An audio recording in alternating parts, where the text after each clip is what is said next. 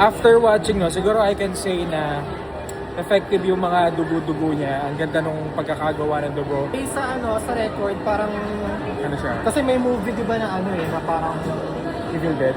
oo. Magandang content yun Next content natin, 10 movies who use ng pinakamaraming blood.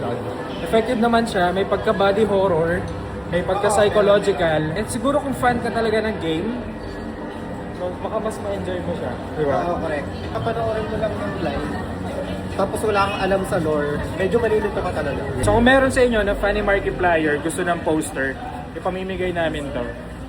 Ayan, comment lang kayo. Kung gusto niyo nito, may pirma na to ni Mark. Mark Heras.